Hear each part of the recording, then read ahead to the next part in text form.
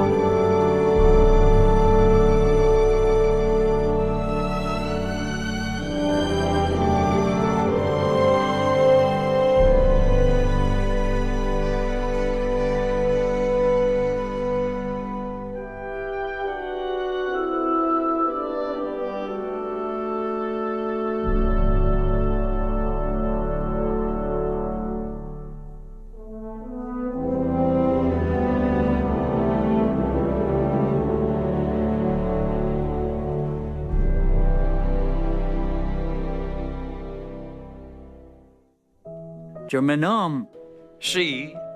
Carwood Lipton. Je suis né à Huntington, en Virginie-Occidentale. J'ai grandi là-bas. Frederick T. Heiliger, mobile natale Concord, dans le Massachusetts. Je suis né à Inchelium, dans l'État de Washington.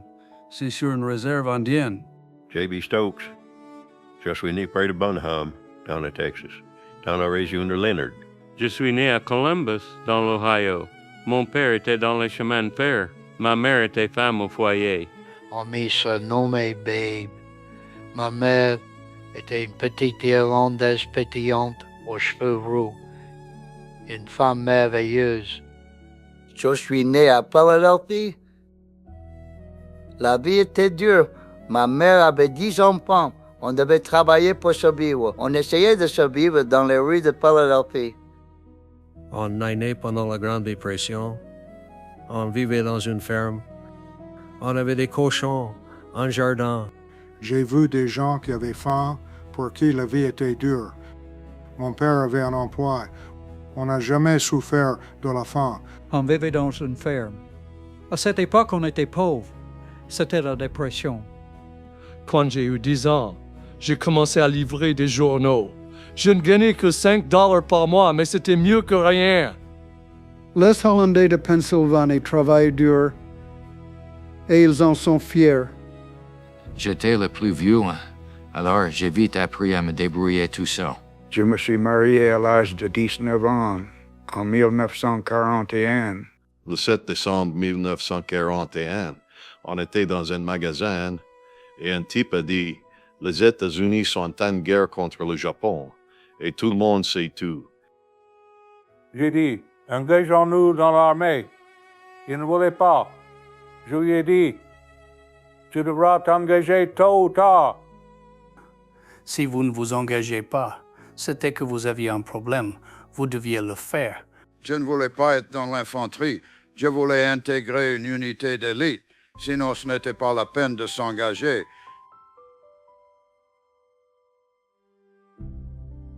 Life magazine avait fait un texte sur les parachutistes au début de l'année 1942. Ce texte parlait de leur entraînement, des conditions physiques qui étaient exigées et j'ai voulu savoir si je pouvais devenir parachutiste. On était dans un magasin. Et un gars nous a dit de mettre nos uniformes. On lui a dit, qu'est-ce que tu racontes? Et il a répondu, les États-Unis sont en guerre avec le Japon. On n'y croyait pas. Well, our country was attacked. Notre pays était attaqué. C'était différent. Pas comme en Corée ou au Vietnam. On nous attaquait. On s'est senti... on est peut-être des bouseux, mais de là où je viens, on est beaucoup à s'être engagé. Qui est volontaire pour le blindé ou pour l'armée de l'air? Qui est volontaire pour la marine ou autre? Ils ont demandé qui est volontaire pour l'aéroporté. L'aéroporté, personne ne connaissait. Personne n'en avait jamais entendu parler. Personne ne nous obligeait à le faire. Nous étions volontaires. Ce qu'on voulait, c'était faire quelque chose. On voulait être avec les meilleurs. On venait d'un tout petit patelin. 3 gars du patelin ont été réformés et se sont suicidés parce qu'ils n'ont pas pu partir. Because they couldn't go. Une autre époque. A different time. Je n'ai pas fait ces choses pour les médailles ou les honneurs. Je les ai faites parce qu'il fallait les faire. It's what had to be done. On nous a dit, sautez de l'avion. Vous sautez pour combattre l'ennemi. On a dit, allez au diable. Personne n'a levé la main. Après, je ne sais plus comment c'est venu, mais le type a dit, vous gagnerez $50 de plus par mois. Donc, ça faisait $100. But you get paid $50 a month more. So that made it $100. Une fois qu'on était sélectionné, on en était fiers. On était fiers de nos bottes et de notre insigne. On était fiers d'être parachutistes. On était fiers de travailler avec tous ces gars. On connaît bien les hommes de sa compagnie. Ce sont les personnes qu'on connaît le mieux au monde. On les connaît sur le bout des doigts. Ça commence avec l'entraînement et ça progresse au fur et à mesure.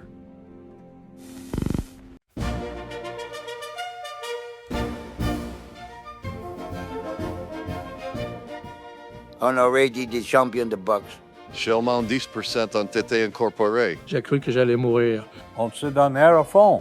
Il fallait s'accrocher. On faisait 189 km à pied en 3 jours. Sans cet entraînement et les autres soldats, je n'aurais pas eu assez d'assurance pour partir au combat. Quand on s'est engagé, nous n'étions que des garçons ordinaires. L'entraînement nous a transformés physiquement et mentalement. Beaucoup ont perdu jusqu'à 20 kilos. Moi, je n'avais rien à perdre. Je devais faire 65 kilos. Si j'avais perdu 20 kilos, j'aurais été trop maigre. Vous savez, ils ont renvoyé énormément. On se faisait renvoyer du jour au lendemain. C'était des bons gars, mais ils ne tenaient pas le coup. L'entraînement était trop dur. On était les meilleurs des meilleurs. Le matin, on montait et descendait le mont Currie en courant. Si on n'y arrivait pas, on partait dans une autre unité. Currie veut dire nous faisons face ensemble. C'est un nom indien. C'est devenu le symbole du camp, parce que c'était très dur de monter et de redescendre. Souvent, quand ceux qui étaient sortis la veille et qu'ils avaient bu, on les voyait allongés sur le côté. Parce qu'ils étaient malades. On avait beau s'entraîner énormément et être très fatigué, on se levait quand même la nuit pour monter courager en courant. Ça n'avait pas de sens, parce qu'en montant durant la journée, on n'arrêtait pas de râler et de se plaindre. La nuit, on se levait à 2 ou 3 et on y allait ensemble. On a appris le métier de soldat à Tokoa tous ensemble. Aucun d'entre nous n'avait la moindre expérience de l'armée. On était tous des civils. Je suis convaincu que les parachutistes de la 101e Division aéroportée étaient aussi bien entraînés qu'un soldat pouvait l'être à l'époque. On pliait nos propres parachutes pour le premier saut. On était tous très nerveux. On se demandait tout ce qu'on fichait ici. La première fois, c'est chouette. On ne réagit pas tous pareil. Je me suis cassé le pied pour le premier saut. On descend de 5 mètres par seconde.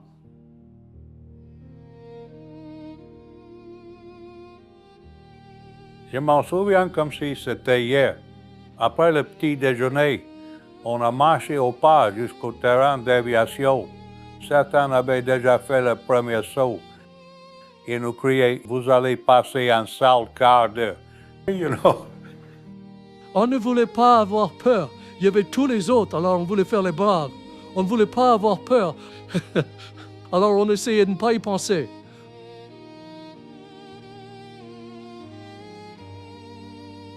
Ce n'était pas comme aujourd'hui. La première fois que j'ai sauté, je n'avais encore jamais pris l'avion. Et c'était le cas de la plupart des autres. Je ne pensais pas que ce serait si dur, mais la première fois, le premier saut, ça va encore. On ne sait pas ce qui nous attend.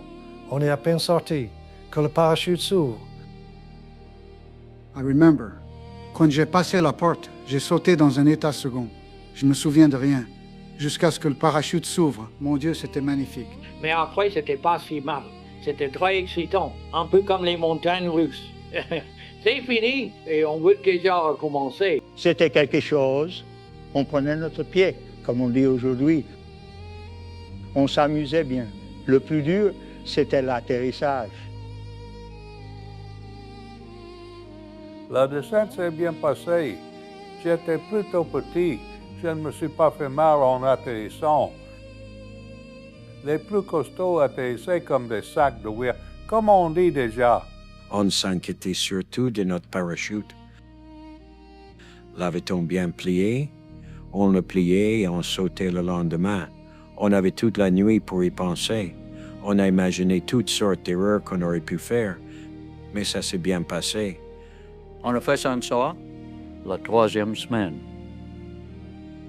Ensuite, on était un parachutiste confirmé. On recevait notre insigne et l'on faisait partie de l'élite du régiment de parachutistes. On était très bien préparés. Les hommes étaient entraînés, endurcis, physiquement et mentalement. Ils étaient prêts à sauter. C'est à ce moment qu'on est parti en Normandie.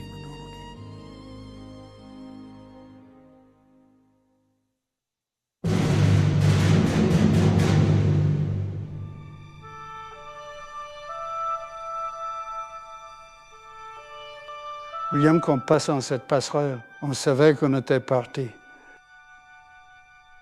En quittant le port, en passant devant la Statue de la Liberté, on pensait, est-ce que je reviendrai un jour? Je l'ignore.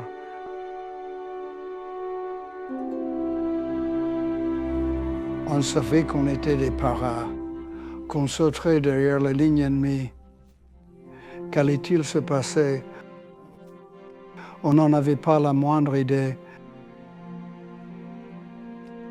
Face à de telles perspectives, on en vient forcément à se poser des questions.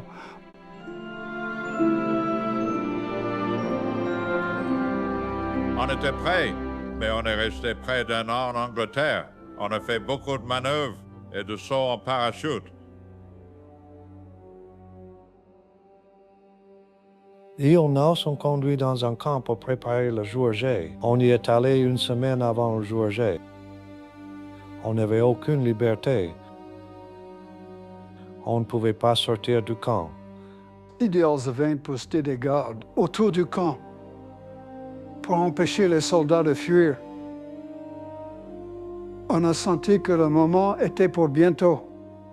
On ne savait pas quel jour ce serait. On ne savait pas non plus où l'on serait envoyé avant d'avoir rejoint le camp. Dans le camp, on nous a réunis pour nous expliquer précisément quelle était notre mission. Ils ont pris une carte. Ils ont fait une maquette de toute la région. Ils ont reproduit tous les bâtiments, les ponts, les buttes, les dunes de sable. Tout était sur la maquette. On savait où on allait. On savait ce qu'on avait à faire. Si vous aviez vu, à l'époque, tous ces avions alignés, tous ces planeurs accrochés aux avions, Des tanks, des camions alignés sur des champs entiers. Je n'imaginais pas que nous avions autant d'équipements. On savait que ce serait une grosse opération. et un jour, on aurait su, lors de monter dans les avions, this is it.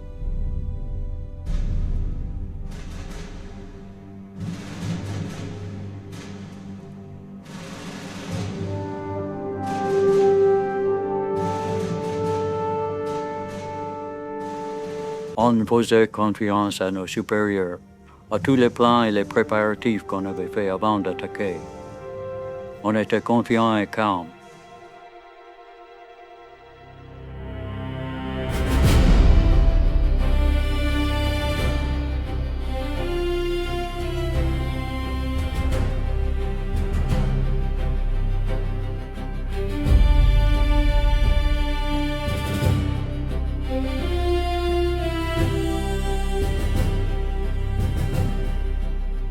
On était très chargés. On avait pris tout ce qu'on pouvait. Non seulement des effets personnels, mais aussi tout l'équipement obligatoire. On était chargés à fond.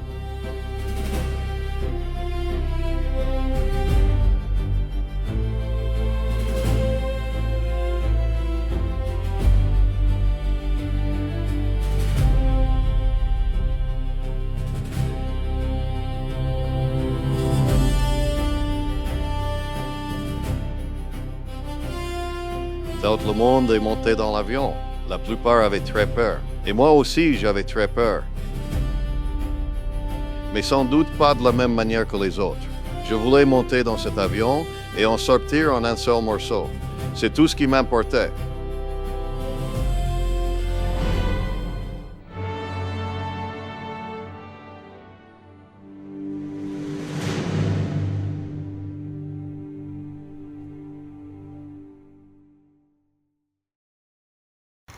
Vous aviez raison. C'est moi qui avais tort. Pour moi, vous avez toujours raison. Vous aurez tout ce que vous voudrez. Vous en aurez assez pour remplir 2 navires. Peut-être 3. Il y a quelque chose d'autre que je veux. À ce moment-là, plus rien n'avait d'importance. Je pensais qu'à mon frère qui avait été tué. J'étais fou de rage.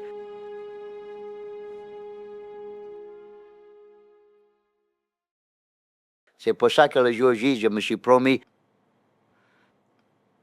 que je tuerais tous les Allemands qui croiseraient mon chemin.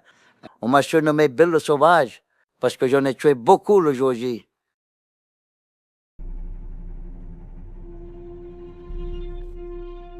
Le ciel était bien clair au-dessus de la Manche. Étant en largeur, je pouvais regarder par la porte de l'avion. Dans le sillage, en dessous, j'ai vu des milliers et des milliers de bateaux, de toutes sortes, des péniches de débarquement aux cuirassés. Juste au-dessous de nous, dans la Manche, c'est là que j'ai pris conscience de l'ampleur incroyable de ce débarquement. On a volé 1 heure et demie. On est passé par le sud de l'Angleterre, au-dessus des îles anglo-normandes, puis au-dessus de la péninsule de Cherbourg. C'est là que les tirs ont commencé. Le tir anti-aérien posait problème. L'artillerie antiaérienne était terrible. C'était comme la fête nationale du 4 juillet en 10 fois pire. Les balles touchaient les ailes et le fuselage, et on entendait comme du gravier contre le pare-choc d'une voiture. On voyait le bord 300. Alors on voulait sortir de l'avion le plus vite possible. Peu importe si on était haut ou bas, on se faisait tirer dessus. J'imagine que les pilotes se sont dit, ah, On a tant de carburant. Et il faut qu'on puisse retourner en Angleterre. Que va-t-on faire de tous ces hommes? Donnons le feu vert pour qu'ils sautent. On était prêts à y aller. On a été soulagés quand on nous a donné le feu vert pour sauter. Il me tenait à la porte. Et j'ai vu les lumières de la zone de droppage.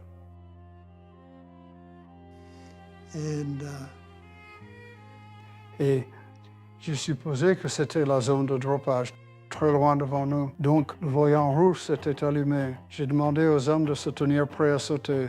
Quand l'avion a été touché et que soudain, le pilote m'a donné le feu vert, on a immédiatement sauté. J'ai sauté et j'ai heurté la sangle d'ouverture en passant la porte, tu sais. Il y a eu une explosion, une déchirure, et ça a arraché la jugulaire qui maintenait mon casque.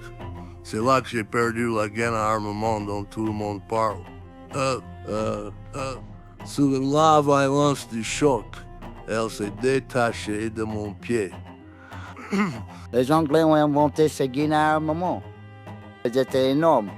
On mettait tout ce qu'on pouvait dedans. Elles étaient censées peser 7 kilos, mais c'était plus souvent 30 kilos. Et même 60 kilos parfois. Tous ceux qui ont sauté avec une gaine l'ont perdu. La plupart des paras n'avaient plus rien à l'atterrissage. C'est ce qui m'est arrivé. La gaine s'est arrachée. On sautait à des vitesses avoisinant les 240 km/h. Peut-être plus, je ne sais pas. On était plus bas que prévu. Ce n'était pas plus mal. Parce qu'on était plus vite au sol. Après avoir sauté, j'ai regardé si mon parachute s'était ouvert et j'ai vu les balles trouver les parachutes. Et on nous avait dit qu'on avait qu'à se traîner jusqu'à la porte. J'étais une jambe dans le vide et on était partis. Ils avaient raison. Seulement moi, j'étais dehors et ma jambe dedans. J'étais pendu la tête à l'envers et ma jambe était coincée à l'intérieur de l'avion. Ça n'a duré qu'une seconde. Ensuite, Paul m'a poussé dehors. Paul Rogers m'a poussé. Je l'ai aidé, j'ai attrapé sa jambe et je l'ai jeté dehors. Il fallait que je sorte aussi. On était tous pressés de sortir. J'y descendais en parachute derrière la mairie. Ils m'ont tiré dessus pendant toute la descente. Mais ça n'a pas été long.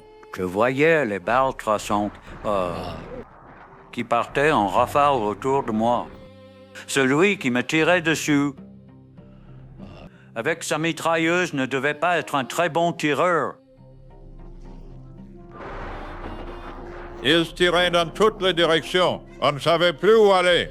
Ensuite, on se rapproche de plus en plus de la terre ferme. Et on se dit, il y a des arbres, une route. Il faut essayer d'éviter les arbres. Il faut essayer d'éviter la route. Mon parachute est tombé sur des lignes à haute tension et j'ai touché une barrière près d'une ferme. Je me souviens de cette barrière. Il y avait du verre au bout. Je me suis coupé, mais ça n'avait pas d'importance. J'étais sur la terre ferme et j'avais toujours mon arme. J'ai atterri dans un champ et j'ai regardé ma carte. On était très loin de l'endroit où l'on était censé atterrir. On n'était même pas sur les cartes qu'on nous avait données. Il fallait rebrousser chemin. On savait que la plage était à l'est, alors on a pris cette direction pour rejoindre les autres. Mon copain qui venait derrière était dans un autre avion. Quand j'ai atterri, je me suis retrouvé à 1 mètre de lui. Lui et moi, on est partis à la recherche de nos troupes. Il y avait des Allemands partout et on a dû se planquer. Si on ne se planquait pas, on était foutus. We were dead meat. Oui, on tombait du ciel et une fois au sol, l'ennemi était partout. On le savait. Cela faisait partie de ce qu'on acceptait. You accepted. J'ai atterri dans un arbre. J'avais mon couteau. Je me suis agrippé. C'était un gros arbre. Je me suis balancé et j'ai attrapé le tronc. J'ai coupé les élévateurs d'un seul coup, je crois. Et je suis descendu de l'arbre comme un singe. Tout ce que j'avais, c'était un couteau, une gourde et 6 barres chocolatées dans ma poche. Et je partais me battre contre l'armée allemande, tu sais. Il y avait 4 hommes avec moi le jour J. Il ne leur restait plus qu'un couteau à l'atterrissage. On n'avait plus qu'à espérer et à se débrouiller. Pour nous, ça s'est passé comme ça. Plus tard, on est tombé sur des soldats qui s'étaient fait tuer et on a pris leurs armes. C'est comme ça qu'on a eu des armes pour le jour J, par hasard. On était éparpillés sur toute la péninsule. La situation était très confuse, mais on était mieux préparés que les Allemands. Ils ne savaient pas où nous étions. Comment se prépare-t-on? Mentalement, chaque homme doit le faire tout seul. Chaque homme doit se préparer mentalement à faire ce saut. To make that jump. Au fond de soi-même, on se demande ce qui va nous arriver. Je n'aurais jamais cru survivre au débarquement ni à ce qui a suivi. Je pensais être tué tout de suite, instantanément. Je pensais, soit je meurs tout de suite, soit je m'en sors sans aucune égratignure. Je pense que tout le monde avait peur. Certains maîtrisaient leur peur. Je crois que c'était mon cas. J'avais tout aussi peur, mais j'arrivais à réfléchir. Je me suis dit, tu ne vas pas te décevoir, ni décevoir tes camarades, ou ton unité. On avait tous peur, mais on était tous entraînés to know that, si bien qu'on savait qu'il fallait maîtriser notre peur et accomplir notre mission. On sait qu'on a été beaucoup entraînés, on sait ce qu'on a à faire et ce qu'on attend de nous. Et c'est à ça qu'il faut penser. Beaucoup sont morts cette nuit-là, mais on essaie de ne pas y penser. The people that night. But you try to put it all on your mind. C'était différent pour ceux qui débarquaient sur les plages. Les Allemands les attendaient armés jusqu'aux dents. Ça a dû être très, très dur. Je les admire tous autant qu'ils sont. Ah, Mario, voilà.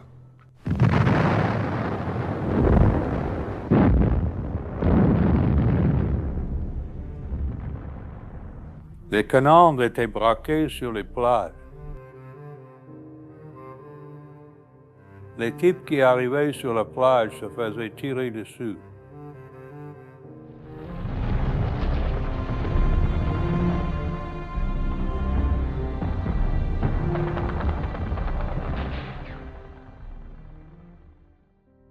L'emplacement de ces canons de 105 mm était idéal pour protéger les troupes qui venaient de la chaussée. Quand on y repense, après toutes ces années, c'était parfait d'un point de vue tactique.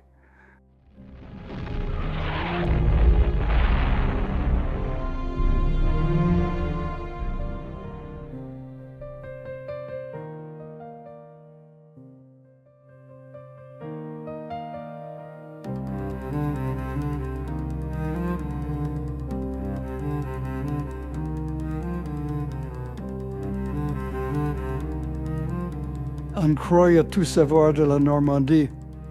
On connaissait tout le secteur à la perfection. Mais les Allemands avaient investi le château et avaient si bien camouflé les canons qu'on ne savait pas qu'ils étaient là. Là, ici, était la compagnie d'assaut du bataillon. On avait été entraînés pour l'assaut et les missions spéciales.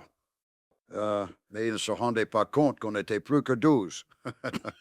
On s'est faufilé dans le champ vers la ferme jusqu'à une haie.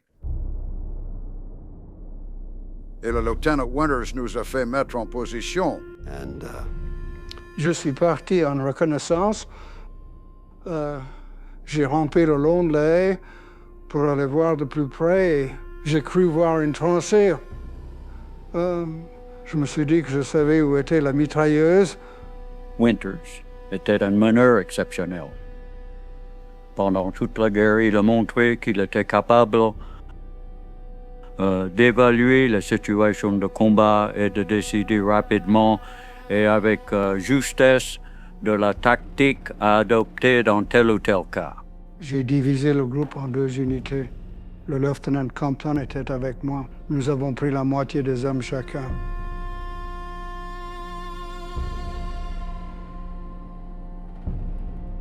J'ai donné des instructions. Je veux que Compton, Malarkey et Wynne rampent jusqu'à la mitrailleuse et la fassent sauter avec des grenades. Rampez dans l'herbe.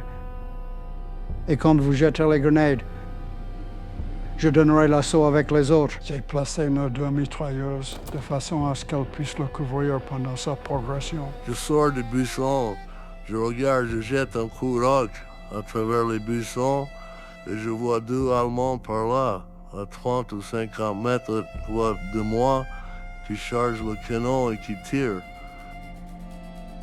Je sors une grenade, je la dégoupille, je la jette aussi haut et aussi loin que je peux dans leur direction. Elle n'a pas eu le temps de retomber, elle a explosé en l'air et j'en ai touché un. Moi et les autres, on s'est levés, on a chargé. On s'est tous retrouvés en première ligne en même temps.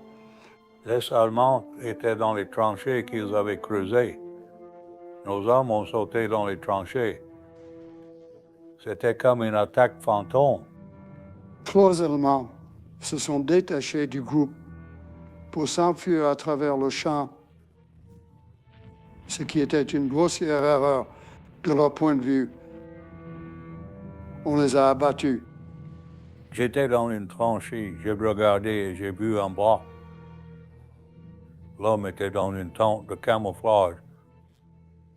Je ne l'avais pas vu. Et soudain, j'ai vu un bras sortir de la tente avec l'une de ces grenades allemandes, celle qu'on tient au bout d'un bâton. J'ai cru qu'il allait me manquer, mais la grenade est tombée dans ma tranchée. J'ai essayé de m'éloigner, mais elle a explosé. J'ai cru que mon cou avait explosé. Et ce n'était pas loin de la vérité. Il est derrière les lignes ennemies le jour J. Est-ce qu'il appelle au secours? Non. Il crie « Je suis désolé, lieutenant! Je suis désolé, lieutenant! J'ai merdé! » Je m'en voulais l'avoir laissé tomber, mais je n'y pouvais rien. My God! C'est si émouvant de voir un type qui est si dévoué à sa compagnie, à ses camarades, qui demande pardon pour s'être fait toucher. Mais il était comme ça. Et ils étaient tous comme ça.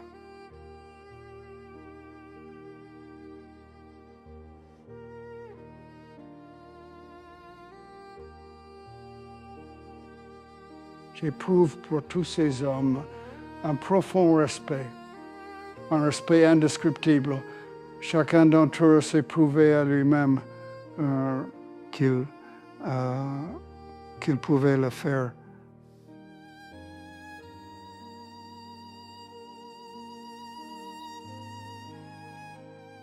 On a survécu en Normandie, on a survécu à cette bataille. Si j'avais été plus fort, si j'avais mieux fait mon travail, d'autres auraient peut-être survécu. Un bon chef doit comprendre ses subordonnés, comprendre leurs besoins, leurs désirs, leur façon de penser. Il prenait toujours les bonnes décisions. C'était un vrai soldat. Contrairement à d'autres officiers que je ne suivrai pas les yeux fermés. C'était l'un des meilleurs. Quand on est le chef, on montre le chemin. Non seulement quand c'est facile, mais aussi quand c'est difficile. Il fonçait sans savoir ce qu'il attendait. Il n'était pas du genre à arriver seconde ou envoyer quelqu'un d'autre à sa place. I don't know how he survived. Je ne sais pas comment il a survécu, mais il a survécu. But he did.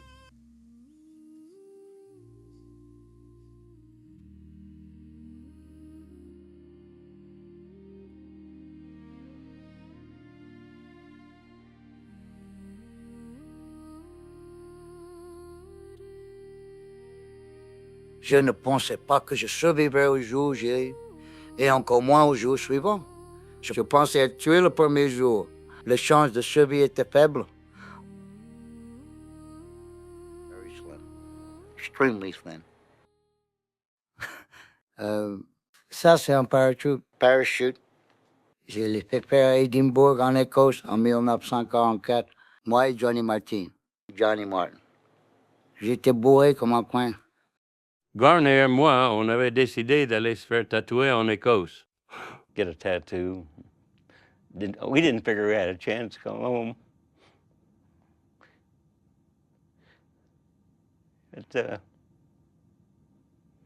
Yeah. Et pourtant, on se disait, la guerre vient de commencer et 50% d'entre nous sont déjà morts. On n'est pas sortis de l'auberge.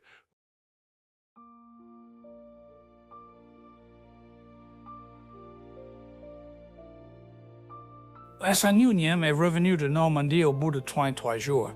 On était là pour remplacer ceux qui avaient été tués ou blessés en mission en Normandie. Les nouvelles recrues étaient très jeunes, et pour une raison que j'ignore, ils ont été tués en premier. Et je crois qu'ils voulaient peut-être impressionner les anciens, les gens comme moi ou Shifty. On les admirait.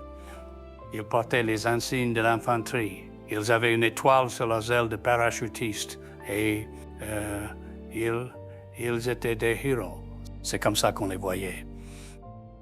Je ne sais pas pourquoi, mais j'ai fini par éviter de me lier d'amitié avec les nouvelles recrues qui arrivaient parce que c'était trop dur de les voir se faire tuer.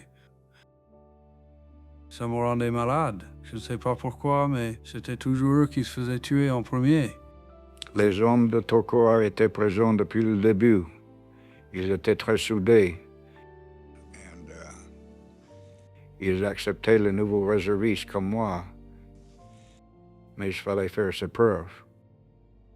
La plupart d'entre eux étaient des parachutistes confirmés, mais il y avait aussi les bleus, on le savait. On espérait les garder en vie, mais beaucoup sont morts.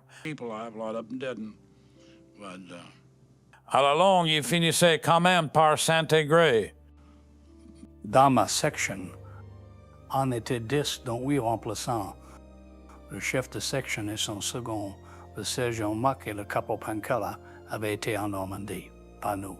8 d'entre nous n'avaient jamais quitté Elborn et l'entraînement était très dur jusqu'à l'opération en Hollande. On ne faisait que s'entraîner. Certaines missions ont été annulées comme celle de Touraine en France. On avait étudié les maquettes pour savoir qui allait faire quoi. Mais les troupes de Patton ont envahi la zone de largage et on a annulé. On commençait à s'impatienter et puis on est parti en septembre.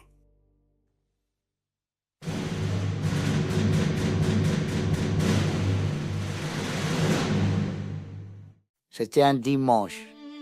À midi, il faisait 21 degrés. Le saut a été parfait. Tout le monde sautait dans le même champ. Sauter de jour, c'est plus facile. On peut préparer l'atterrissage. J'ai vu un champ labouré et j'ai atterri dessus. Je crois que j'ai atterri debout, en douceur. C'était un super saut. Mais le danger venait du fait que les hommes perdaient leurs casques et leurs équipements. Et en tombant, tous ces équipements pouvaient vous tuer ou vous blesser sur la zone de largage. Tout le monde s'est réuni. On s'est très vite regroupés. On s'est dirigé vers le canal Wilhelmina. Notre mission était de prendre un pont au-dessus du canal Wilhelmina. On a marché pendant des heures. Et pendant ce temps, les troupes allemandes qui gardaient le pont avaient eu bien assez de temps pour poser de la dynamite sur le pont. Quand nous avons enfin atteint le pont, j'étais à 150 mètres. Il nous a explosé à la figure. These rocks and timbers were flying. Des pierres et des poutres volées et tombaient autour de nous. On ne pouvait s'empêcher de penser, c'est trop bête de mourir comme ça, tué par une poutre volante. On n'est pas passé loin. Ça nous a retardés jusqu'au matin, mais on voulait traverser cette nuit-là, mais il a fallu attendre le lendemain pour traverser. Mais une fois qu'on était dans la ville, les Hollandais, ils ont été merveilleux. Ils étaient reconnaissants envers les Américains qui étaient venus pour repousser les Allemands.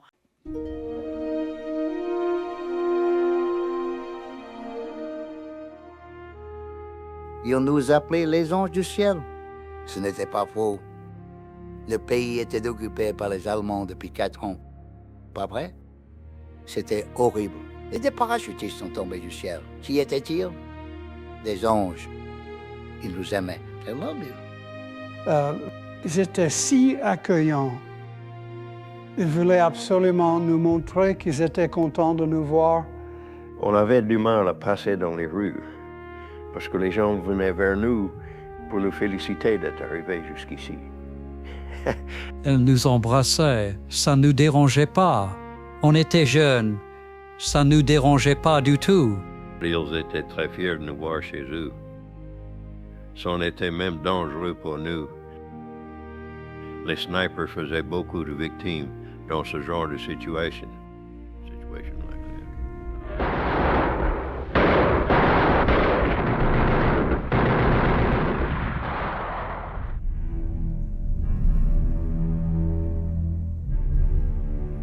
On s'est beaucoup battu parce qu'on était sur le bord du Rhin et en face, c'était l'Allemagne.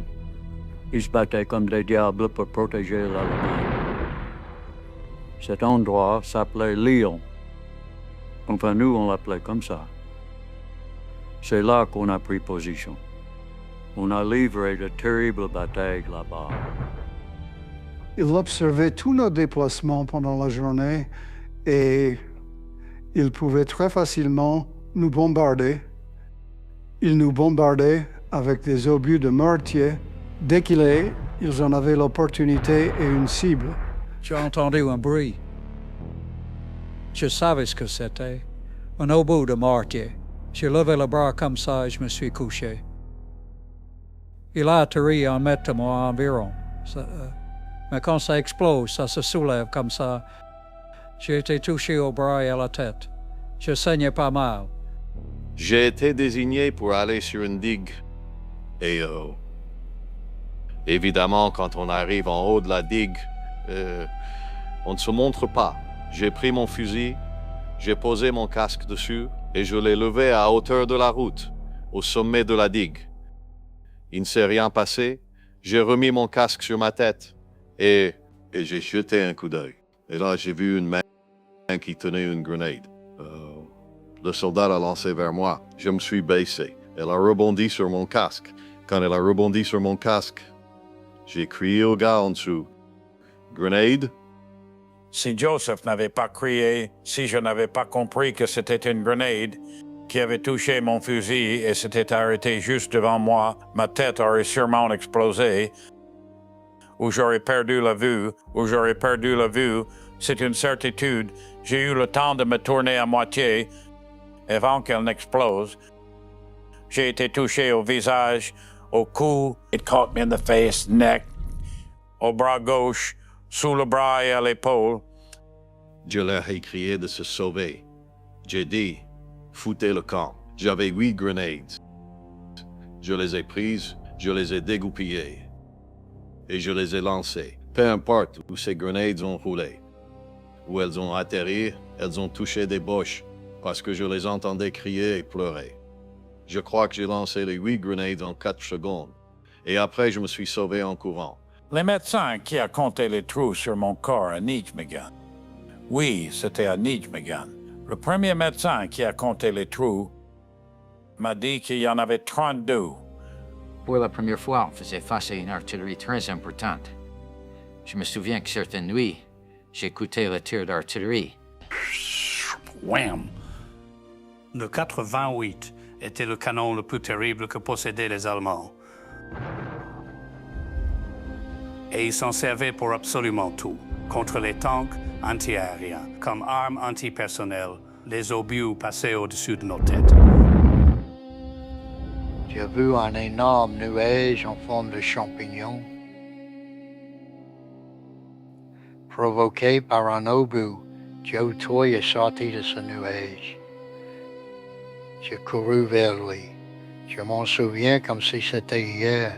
Je l'ai pris par l'épaule. Il m'a dit « Ne me touche pas ». Je lui ai demandé ce qui n'allait pas. Il a dit « Je suis touché ». Je lui ai dit que j'allais chercher Jimmy. Malgré la gravité de ses blessures, Joe Toy m'a répondu « Efren, j'ai déjà été voir. Il est mort. »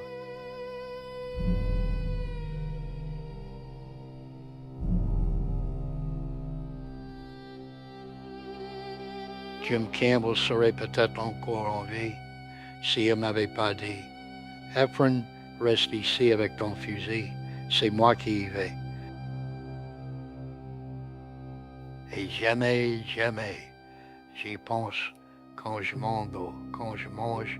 Jamais, jamais, jamais je n'oublierai ça. Et tous ceux qui ont vécu ça vous diront la même chose. Ils ne peuvent pas.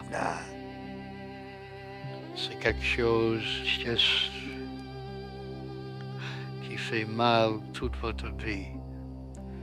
Vous vous souvenez toujours du type qui a voulu faire son devoir et qui s'est fait tuer à votre place.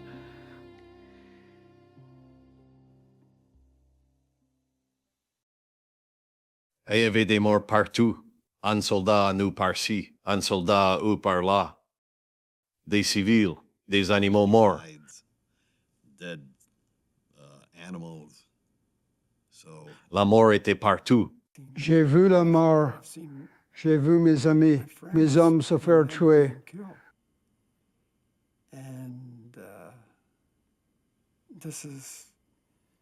En quelques jours à peine, ça vous change un homme. You don't have a chance when your friends go down, you know, to really... Quand vos amis tombent, vous n'avez pas la possibilité de vous occuper d'eux comme il faut. Surtout si on vous attaque et que vous êtes en mouvement. J'ai réussi à surmonter ça, mais j'ai eu beaucoup de problèmes plus tard dans ma vie. Parce que ces souvenirs ressurgissent et on ne les oublie jamais. And you never forget them.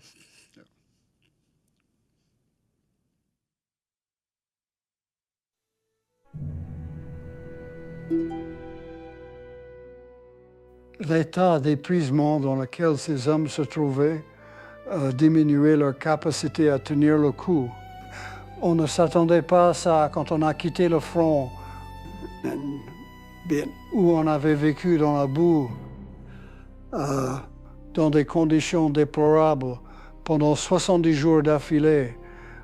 On ne se doutait pas à ce moment-là qu'on n'aurait que quelques jours de repos et qu'on se retrouverait à Bastogne.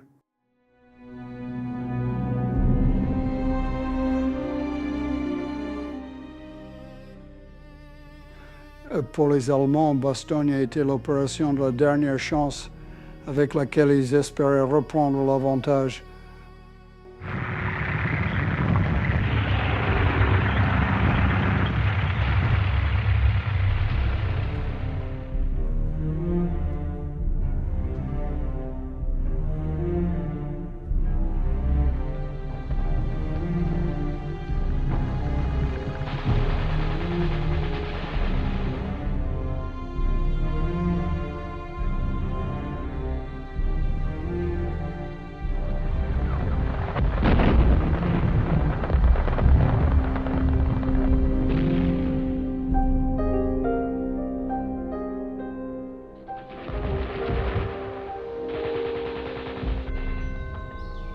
C'est ici, Bastogne. C'est la poète. Bojack's Woods, right? C'est... oui, c'est cette forêt. Aujourd'hui, il n'y a pas de neige. Ces arbres doivent être plantés. Si les arbres étaient encore comme en 1944, ou 1945. On aurait une meilleure idée de ce que c'était. We could get a better idea. That's it. Yeah. Voici la ville de Foy. Oui, c'est bien ici. J'en suis sûr. Voici la ville de Foy au bout du champ, où les troupeaux paissent. C'est là, à environ 1 kilomètre. Oui. Voici la ville de Foy. On avait installé un avant-poste qui donnait sur la ville de Foy. Ils avaient intérêt à ouvrir l'œil parce qu'on dormait ici. Nos gourbies étaient juste là, là-bas aussi, et encore plus loin. Dès qu'on se déplaçait, on recommençait à creuser encore pour se protéger de l'artillerie des Boches. C'est le pilonnage le plus violent que j'ai connu, le plus violent du monde. Il fallait le voir pour le croire. On se glissait dans les trous et on priait. Aucun moyen de savoir si on allait y passer. On a perdu Mouk et Pancala de ce côté.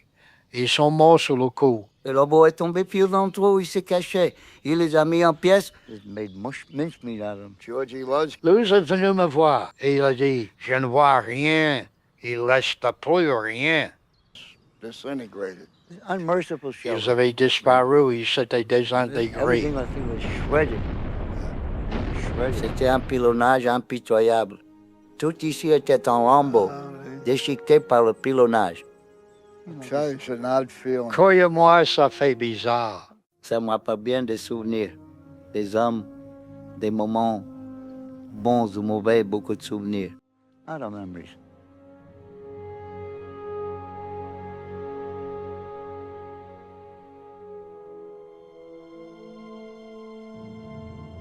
C'est l'endroit le plus épouvantable que j'ai connu à ce jour. Aujourd'hui encore, quand il fait froid la nuit, je dis toujours à ma femme, je suis content de ne pas être à Bastogne. Les Allemands voulaient contrôler le réseau routier. C'était un enjeu très important. Il fallait qu'on maintienne notre position et on l'a fait.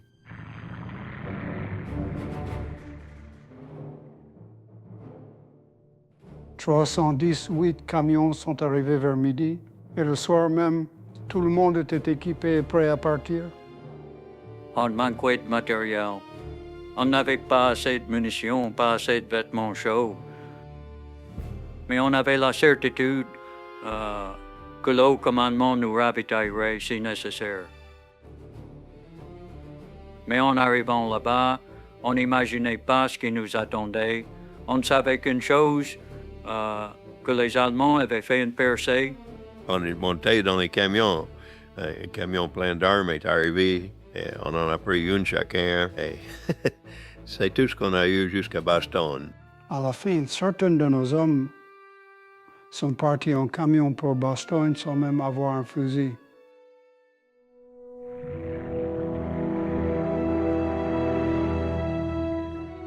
En arrivant, on a vu des soldats seuls ou par groupe de 2 ou 3 qui battaient en retraite. Certains n'avaient pas d'armes, pas de matériel. Certains étaient terrifiés. Ils étaient sur les rotules. Ils disaient tous, ils vont tous nous tuer. Ils n'arrivaient pas à croire qu'on était venu pour arrêter la progression des Allemands. Ça leur paraissait impossible. On leur a demandé leurs armes et leurs munitions. On demande à ceux qui battaient en retraite s'ils avaient des munitions. On entendait les tirs d'artillerie au loin et on allait au front avec presque pas de munitions. On a marché dans la nuit jusqu'au front et on a cruisé et il s'est mis à neiger. J'ai la neige glacée jusqu'en haut des cuisses. On n'avait pas de vêtements d'hiver. Un tiers des blessures étaient en fait des froidures ou des gelures, après ça, comme vous voulez. C'était dur. Il y avait beaucoup de neige, beaucoup de choses qu'on n'aimait pas. C'était glacial. On n'avait faim, ni nourriture, ni munitions.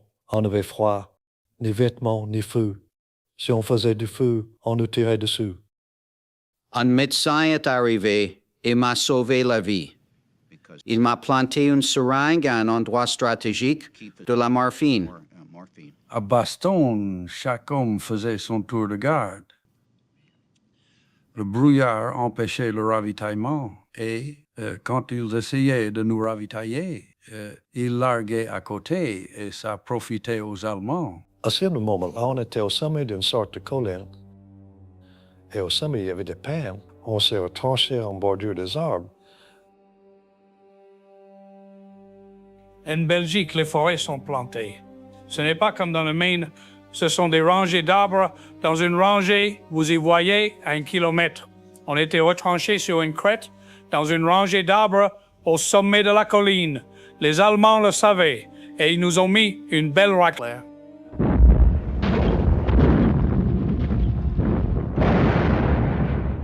Pour un soldat d'infanterie, en temps de guerre, la terre est la meilleure des alliés. On peut toujours creuser un trou et se planquer. Et on en a creusé un paquet.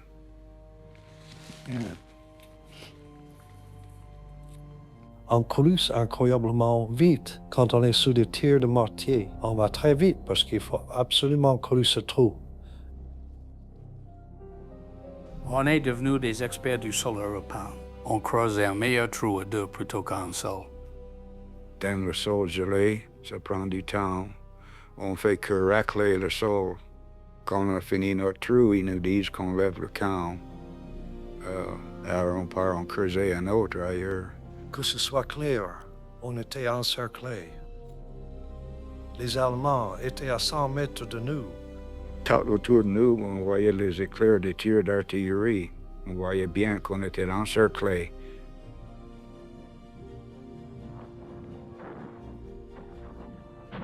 À Bastogne, il y avait des pilonnages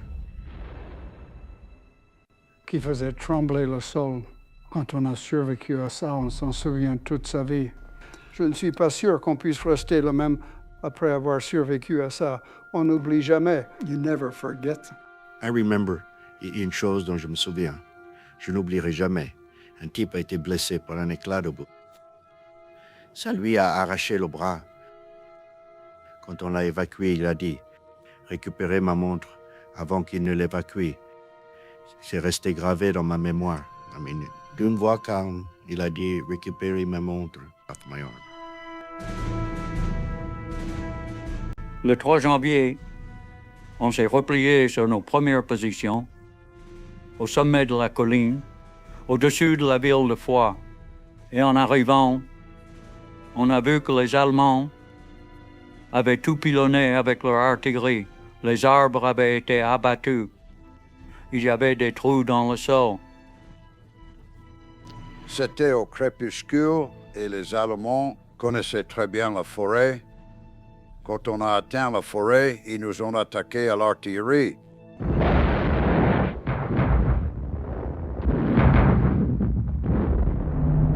Ils savaient où nous étions. Ils ont commencé à nous tirer dessus à bout portant, au canon 4x8. Ils ne nous ont rien épargné. On a eu droit à tout, à l'évier de cuisine, au mortier, au rifle Waffers. C'est une sorte de roquette qui fait un bruit perçant.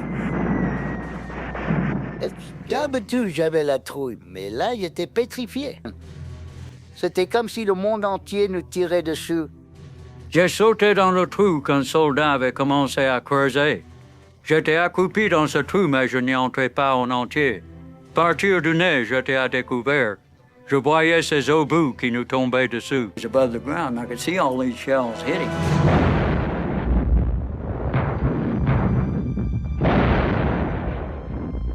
Les sergents Guarneri et Joe Toy ont perdu une jambe au même endroit, sur la même colline, I remember. Je m'en souviens bien, je me souviens de ce moment. Joe a été touché loin de son trou. Bill et moi, on était devant lui. Bill n'avait pas été touché. Il s'est précipité hors du trou. Le feu était toujours aussi nourri. Still under heavy fire. Joe disait, Jesus Christ, what faut-il donc se fasse pour mourir? Le feu était toujours aussi nourri. Il avait été gravement blessé à la jambe. Il criait tout bébé et aucun médecin ne venait. Je suis allé lui donner un coup de main. J'ai été touché aussi. Je suis allé voir Guarnier. Il était assis sur le sol. Sa jambe était complètement déchiquetée. Il tenait sa jambe et elle tressautait comme ça.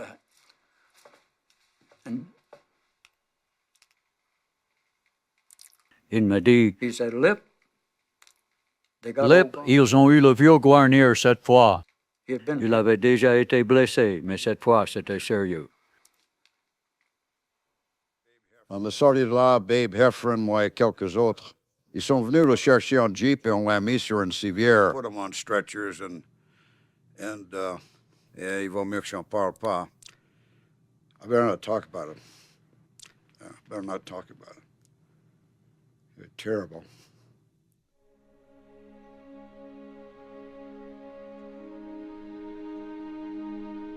On a perdu de très bons soldats là-bas. Toi et Guarnier ont perdu une jambe. Beaucoup de gens ont été tués. It was difficult. Ce n'a pas été facile. Quand un homme était blessé, nous étions contents pour lui, nous étions heureux pour lui. Il allait pouvoir quitter le front, peut-être même rentrer à la maison. Quand un de nos hommes était tué, on se disait qu'il reposait en paix. Il avait l'air si paisible.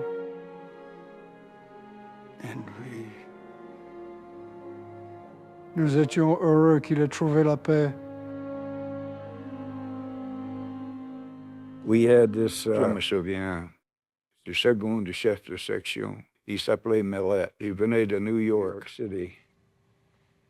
Une fois, je l'ai entendu dire, on était à Boston, et il a dit, je me suis battu en Normandie, je me suis battu en Hollande, et je n'ai pas eu la moindre égratignure.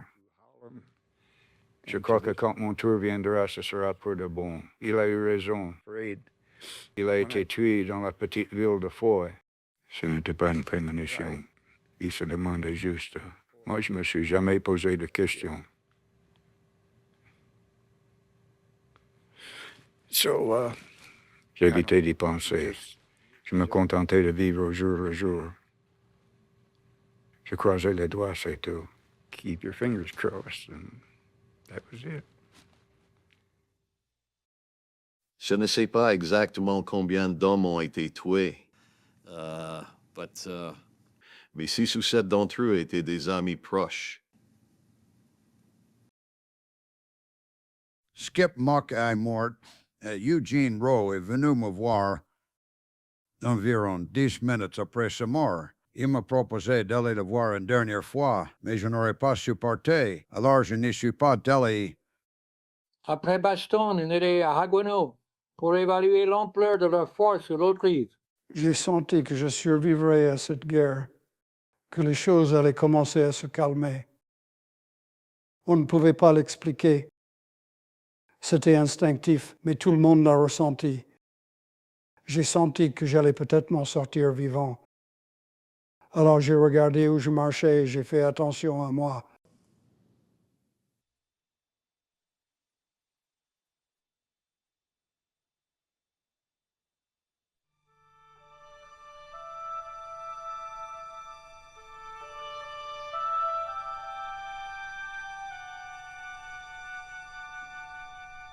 J'ai l'honneur de présenter le commandant suprême des armées, le général Eisenhower.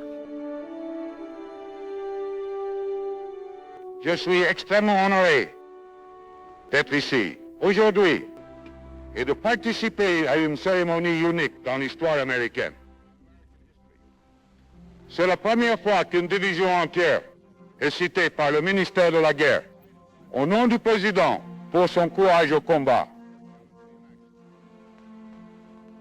Ce jour marque le début d'une nouvelle tradition dans l'armée américaine. Et cette tradition sera toujours associée au nom de la 101e division aéroportée et de Baston.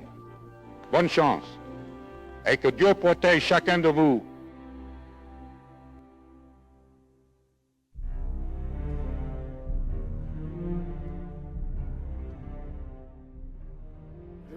Les Allemands commençaient à se rendre les armes. Mais sur les routes, on croisait des troupes entières de soldats allemands marchant vers le nord.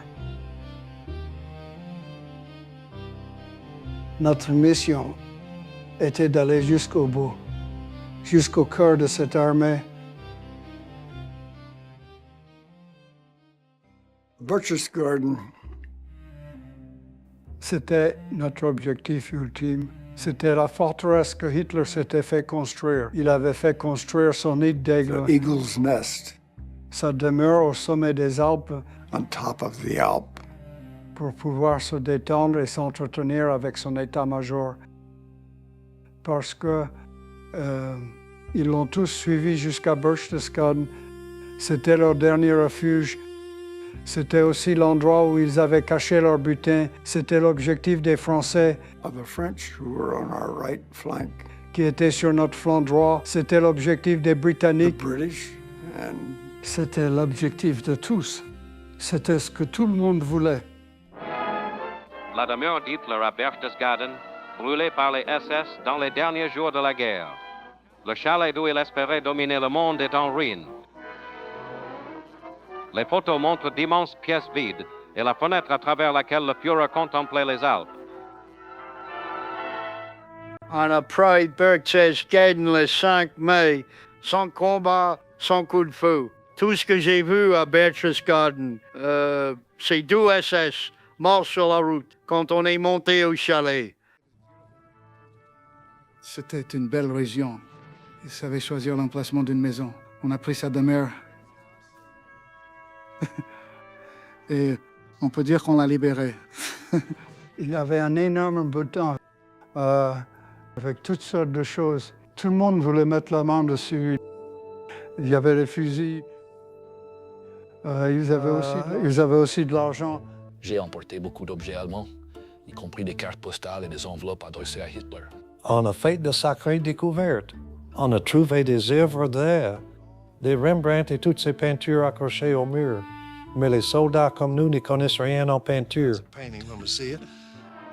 La 101e Aéroportée a découvert la collection d'art de Goering, cachée dans une chambre souterraine. Ces quelques 1200 œuvres valent des millions. Ces trésors volés seront rendus à leurs propriétaires légitimes. Dans la situation, nous étions, tout le monde était content de voir la guerre se terminer. Les Allemands manquaient de conviction et savaient la fin proche. On a trouvé un entrepôt plein de gin, de vodka, ce genre de choses. Pas tellement de whisky, ils n'aimaient pas ça. On a absolument tout pris et on a installé un bar. Il y avait 7 cargaisons de champagne et de cognac qu'on avait prises dans les caves avant du nid d'aigle. On s'est bien maintenu en forme avec ça. Oh, that champagne was good. Ooh, it's good. J'ai commencé à en boire, j'ai continué jusqu'à minuit. Je suis allé me coucher, mais je ne me suis pas réveillé le lendemain. J'ai dormi pendant une journée entière. Je n'aurais pas cru que c'était aussi fort. Je l'aurais dit du soda.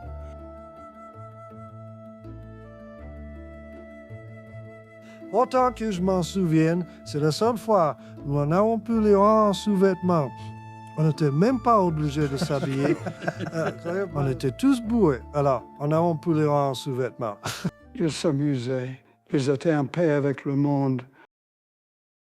Ils arboraient tous un grand sourire de satisfaction. Cette demeure, c'était un paradis pour les soldats. Ça ne me dérangeait pas qu'ils pillent la maison après ce que j'avais vu.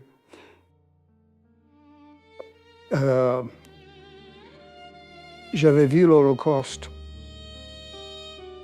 J'avais vu ce que les Allemands avaient fait au peuple juif. J'avais vu ce qu'ils avaient fait aux personnes déportées, ce qu'ils avaient fait en France pendant l'occupation, ce qu'ils avaient fait en Hollande, en Belgique pendant l'occupation. Holland? Belgium? Alors, si on prenait leur maison pour quelques nuits, pour y loger nos hommes, s'ils emportaient quelques babioles, ça ne me posait aucun problème. No problem.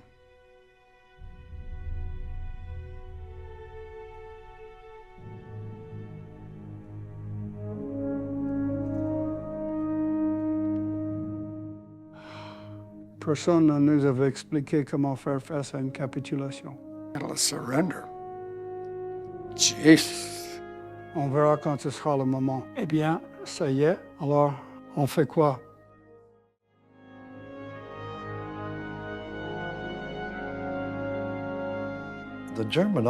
L'armée allemande était très disciplinée. Les prisonniers qui sont descendus des Alpes se sont rendus en rang serré.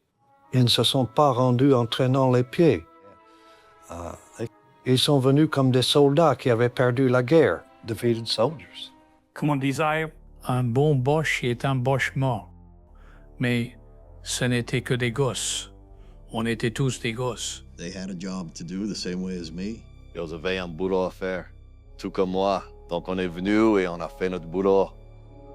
On considérait les Allemands comme le peuple le plus cruel du monde, mais la guerre nous a appris que ce n'était pas les Allemands, Germans per se.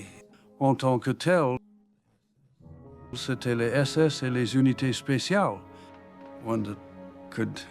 C'était eux qui avaient massacré leur propre peuple.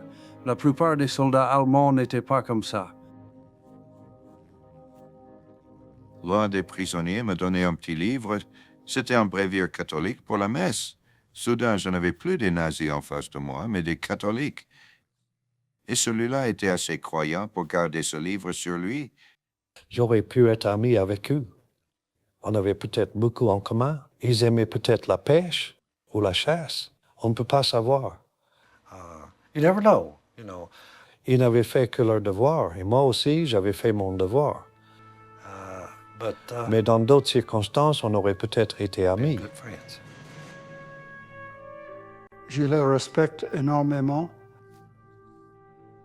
en tant que soldat.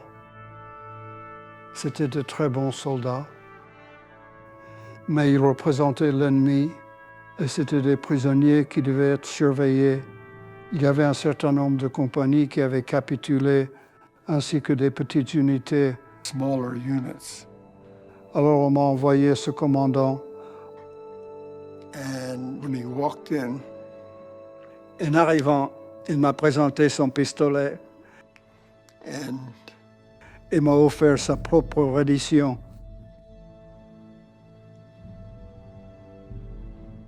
Que bien entendu, j'ai accepté avec gratitude. Cela signifiait la fin de la guerre pour ces hommes, mais aussi la fin de la guerre pour mes hommes. Mais le plus important, je l'ai compris bien plus tard, quand j'ai eu l'occasion d'étudier le pistolet de plus près, que je me suis rendu compte qu'il n'avait jamais servi et il n'avait pas fait couler le sang. Les guerres devraient toujours se terminer ainsi, par un accord qui n'a pas été taché par le sang. Et je peux vous assurer que ce pistolet n'a jamais servi depuis qu'il est en ma possession et qu'il ne servira jamais.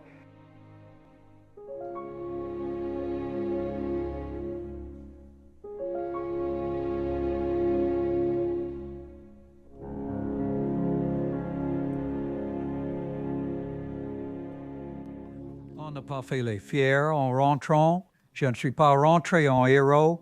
On a recommencé à vivre comme avant la guerre. On a travaillé et on a recommencé à vivre. C'était dur pour la plupart de ces anciens soldats. Ils ne savaient pas ce qu'ils allaient faire en rentrant. Moi non plus, d'ailleurs. J'ai bossé dans l'industrie du charbon. J'ai été barman, j'ai tenu une salle de billard. J'ai suivi des cours d'horticulture ornementale. Ça ne payait pas beaucoup, mais j'ai rencontré des gens formidables. J'ai repris le travail que j'avais avant la guerre dans une fabrique de tracteurs. Je suis devenu professeur de sciences sociales. Au printemps 1946, j'ai pris un bateau pour Ketchikan en Alaska. J'ai été facteur pour le gouvernement pendant 37 ans. J'étais dans le bâtiment. C'était un travail difficile, fatigant. J'ai fait tous les métiers du monde. C'était un métier, je l'ai fait. Ouais, j'ai travaillé dans le port de Philadelphie. J'ai rejoint le CIA à Washington. J'ai eu mon diplôme d'ingénieur en 1948. Après la guerre, j'ai enseigné pendant 30 ans. J'ai travaillé chez Nixon Nitration Works. Je gagnais 75 $ par semaine. On n'est jamais devenu riche, mais nous avons d'autres richesses qui comptent davantage. On a tous bien réussi, moi aussi. J'ai réussi grâce à Dieu.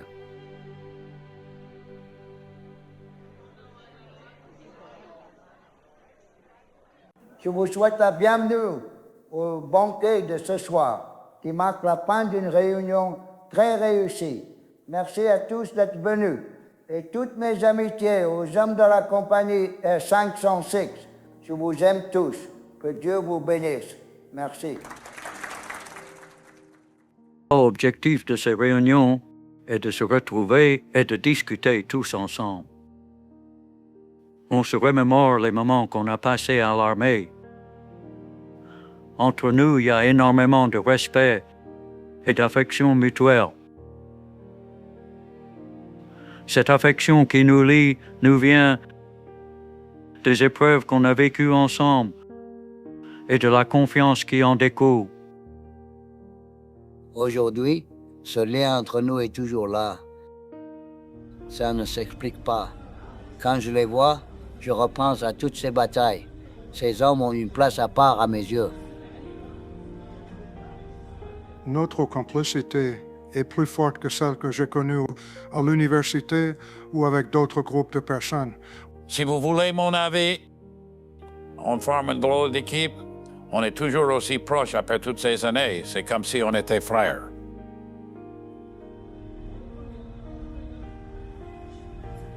Je retrouve ma jeunesse. Quand je suis avec eux, c'est comme si j'étais un nouveau soldat. C'est merveilleux. J'espère vivre encore 20 réunions comme celle-là. On y a beaucoup de bons moments là-bas. Ce sont ces moments-là dont on se souvient. On se chambre à propos de ces petits détails au cours de nos réunions. Et on a aussi eu beaucoup de moments difficiles. Mais ma famille ne savait rien à ce sujet. Je ne leur en avais jamais parlé. Je trouvais que c'était quelque chose dont on n'avait pas besoin de parler. Vous savez, c'était fini. Tout ça. On ne connaissait pas le Shifty que ces hommes avaient connu. Le Shifty. Et on n'en parle vraiment que depuis 5 ou 6 ans. 5 ans, je dirais. C'est comme si elle avait vécu une autre vie. Vous voyez?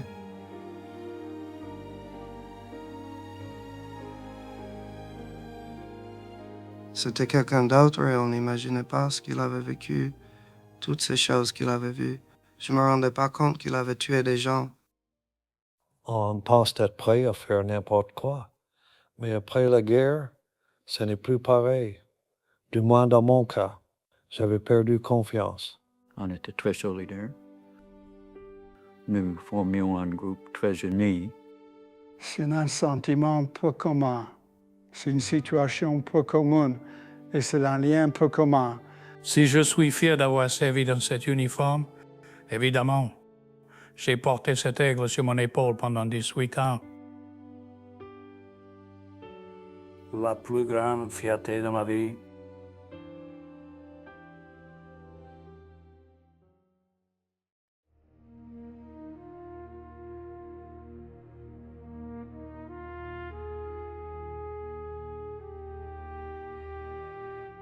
Je ne sais pas comment tous ces hommes se sont retrouvés dans la Easy Company.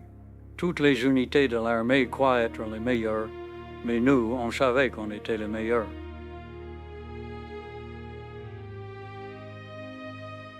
Brave, so brave is unbelievable. And on était d'un courage incroyable. Et je n'admire personne autant que Bill Guarneret et Joe Toy. Ils étaient exceptionnels. Very special. Je ne suis qu'un petit élément de cette grande guerre. Je suis fier d'en faire partie. And I'm proud to be a part of it. Parfois, ça me fait pleurer. It makes me cry. On espère rester en vie, c'est tout.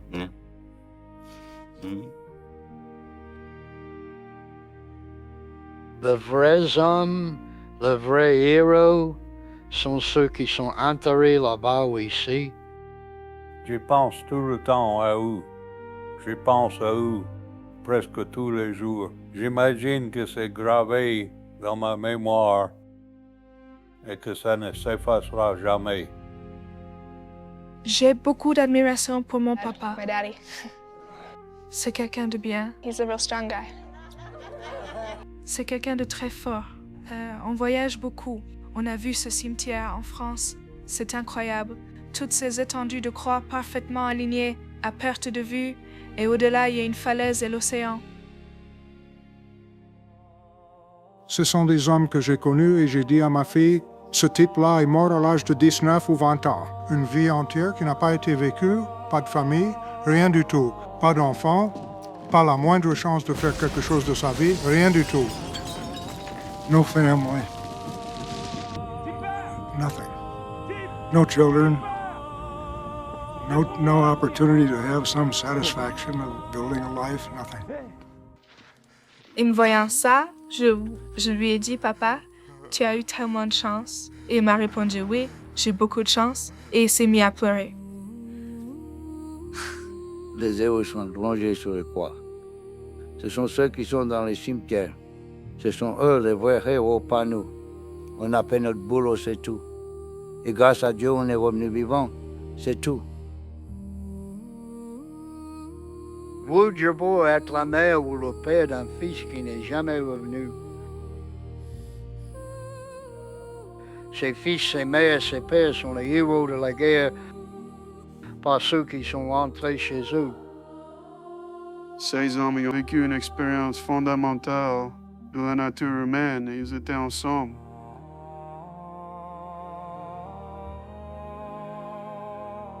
Ils savaient qu'ils risquaient de mourir ou de voir mourir des gens. Mais ils continuaient d'avancer, jour après jour. C'est une chose que j'admire. J'ai toujours considéré mon père comme le sergent Joe Toy. 506th PIR, 101st Airborne Division. Il voulait qu'on l'écrive sur sa tombe. C'était important pour lui.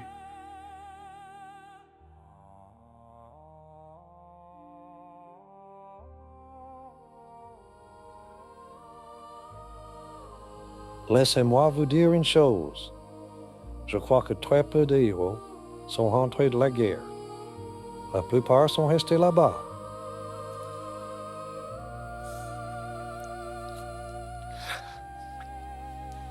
Henry V parlait à ses hommes. Il leur dit, « À partir d'aujourd'hui et jusqu'à la fin des temps, on se souviendra de vous. We lucky few. Nous, les chanceux frères d'armes, car celui qui verse son sang à mes côtés blood with me shall be my brother. Sera mon frère. » Vous vous souvenez de la lettre que Mike Rennie m'avait écrite? Vous vous rappelez comment il l'a terminée? Je me souviens, avec émotion, d'une question que mon petit-fils m'a posée l'autre jour. Il m'a demandé, « Grandpa, as-tu été un héros pendant la guerre? » Papy a répondu, « Non. »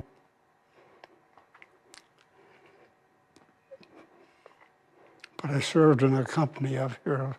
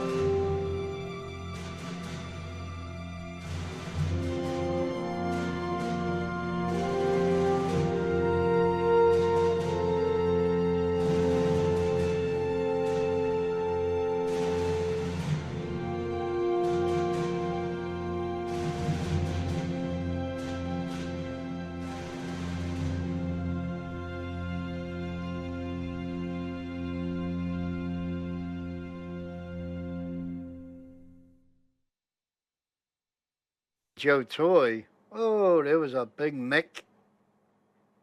C'était un vrai Irlandais. On buvait souvent quelques bières le soir et je chantais. Guanir venait chanter avec moi et Toy disait à Guanir, Guanir, you're a tang, you don't know this song. Tu es italien, tu ne connais pas cette chanson. Mais Guanir la chantait mieux que lui. Oh. Bridget of Flynn, Bridget of Flynn, where have you been? Sure, it's a fine time for you to come in. You went to see the big parade, me eye. Sure, the big parade it never took so long in passing by. Look at your shoes, ain't it a sin, Bridget O'Flynn? Sure, your story and your shoes are mighty thin. If you know anyone that owns a canoe, I'm telling you, Bridget, just what to do. Stay away from the water, Bridget, darling. C'est cette chanson que toi aimais, c'est celle qu'on chantait. Il ne nous fallait pas grand-chose. 2 bières et on était ivres, parce qu'on était surentraînés. On était trop fiers pour l'admettre. 2 bières et on était rond comme une queue de pelle. You know.